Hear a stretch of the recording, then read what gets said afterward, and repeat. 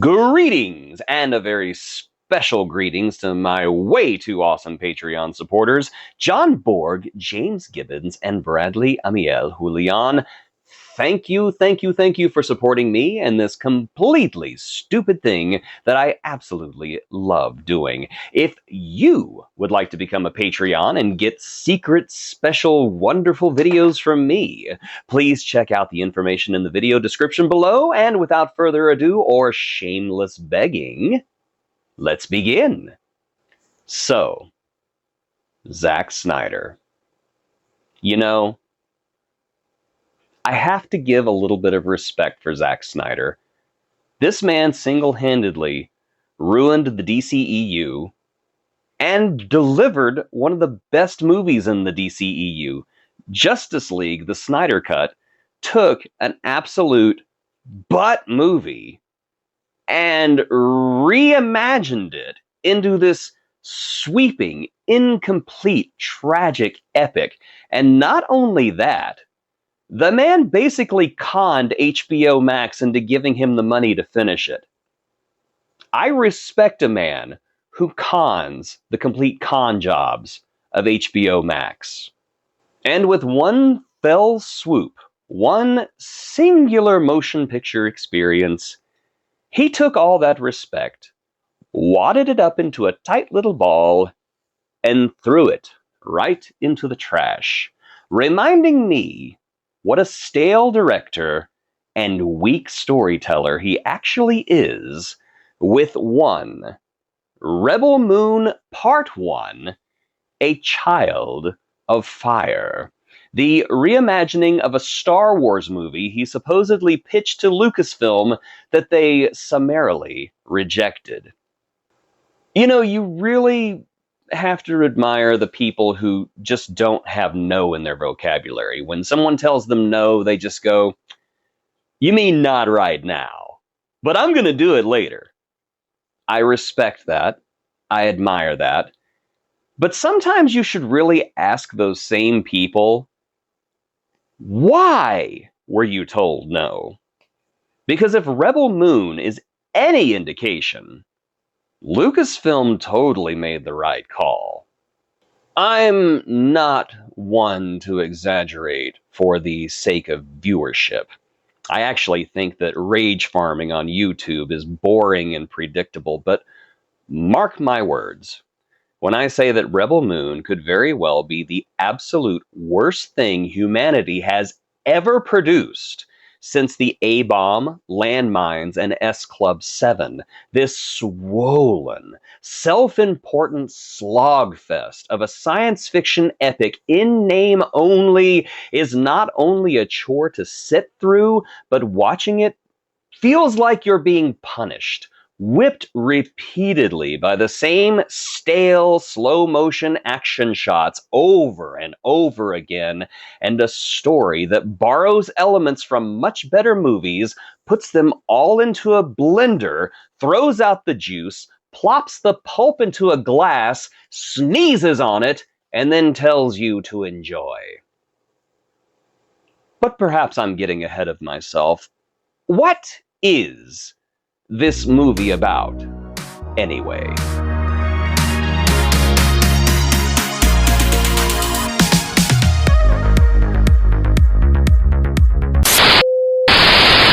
I'm going to make this recap short and sweet. The opposite of what Zack Snyder does with this movie.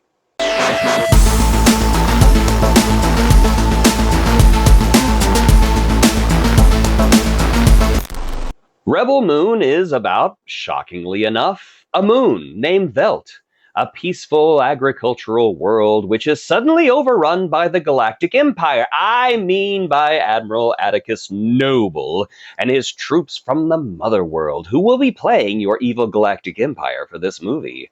Noble's troops, to really hammer home that they are the bad guys, are the most sadistic, rapey, and generally unpleasant people in the galaxy.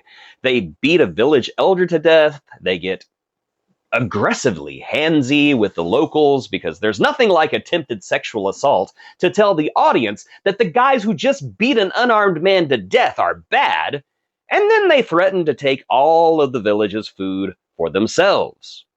That's right. These guys are the grasshoppers from A Bug's Life. You know, if the grasshoppers were more aggressively lascivious. Fortunately, living in this village is a warrior named Cora. Not that one. That's the one. Cora single-handedly kills all of the rapey soldiers that Admiral Atticus Noble left behind, and then tells the village that she's going to find warriors to protect them when the Noble returns, because he'll surely kill everyone in the— Wait, this is A Bug's Life! Which was also based on the Seven Samurai, which was also an inspiration for Star Wars, which Zack Snyder clearly wanted to make this movie for.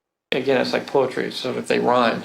I should point out that we do get introduced to a fascinating character, a war droid who, upon the death of the previous emperor, suddenly refuses to fight. He's voiced by Anthony Hopkins and actually assists Cora in saving the virginal maiden from a snuggle struggle, and looks really horrified when he does the violence to do so. This character was interesting, and I wanted to know more about him. Oh, wait, we're leaving him behind and won't see him until the final shot of the movie? Well, that's just swell. Cora and another dude from her village, Gunner, a twerp whose big mouth actually got the elder killed in the first place, go to a nearby village where they meet totally not Han Solo, who, a very long story short, helps them recruit a bunch of warriors to their cause, including not Agent Kallus, not Chewbacca, not Ahsoka, and not surviving this movie. Not Han Solo betrays the group for the bounty in a twist that everyone saw coming. There's a big battle. Admiral Atticus Noble is injured but not dead. I'm still alive, only I'm very badly burned. And then becomes totally not Darth Vader. Oh, you thought this movie was over? No, my friends. Part 2 is coming your way. And there's nothing you can do about it.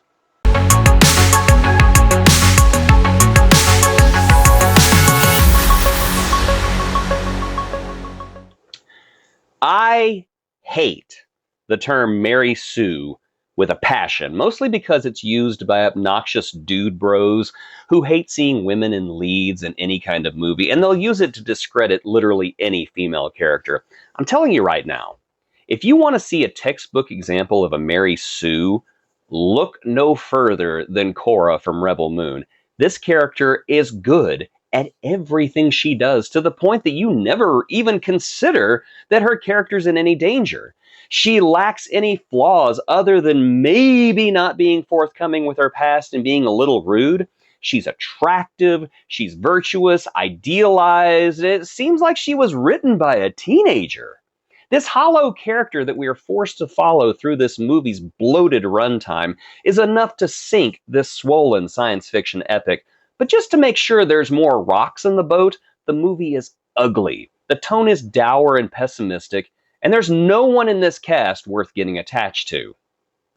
I mean, even now, I'm having to look at IMDb just to remember the names of these boring characters. None of them are memorable. Any one of them could be switched out with anyone else, and I didn't blink when some of them met their maker.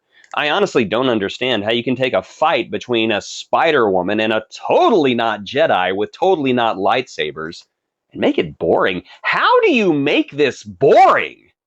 But it is. This movie is boring and nearly incompetently made. Zack Snyder takes his stale bag of tricks and repeats them over and over again, regurgitating the same camera moves, the same slow motion, and the same tired Snyderisms that shows what he is. Without a good story, he's just a bad director.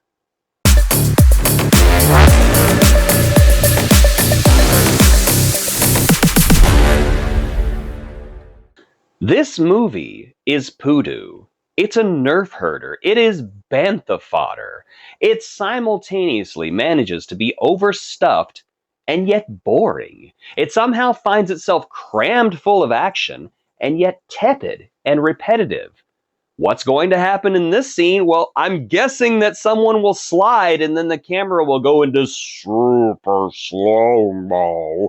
Yes, I was right, but I'm no psychic. That's literally every action shot in this movie. Rebel Moon is not only the worst movie I've seen in 2023, it's a solid contender for one of the worst movies I have ever seen. As I watch this ugly sci-fi gobbledygook get splattered across my screen like projectile diarrhea, I find myself less being bored by it and more actively hating every horrible derivative frame of it.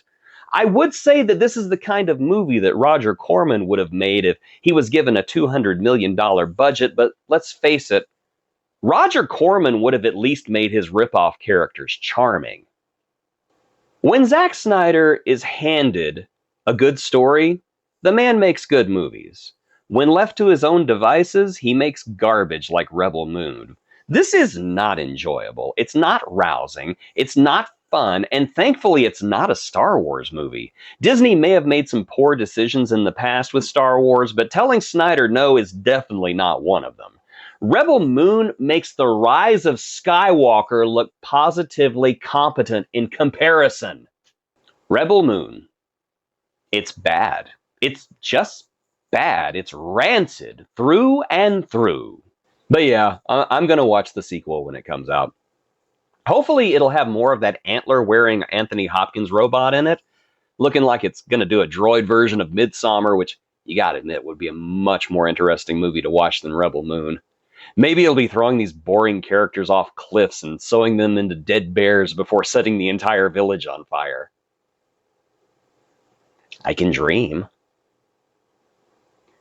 Did you like Rebel Moon? If so, what's wrong with you? Explain it to me in the comments. Use tiny words so I can understand. But if you hated Rebel Moon, drop a comment too so I feel validated and special. Also, if you would be so kind, interact with this video by liking it, subscribing to this channel, and hitting that notification icon. Thank you for watching my videos in 2023, and I promise more are on the way in 2024, so tune in and find out what Jason watches.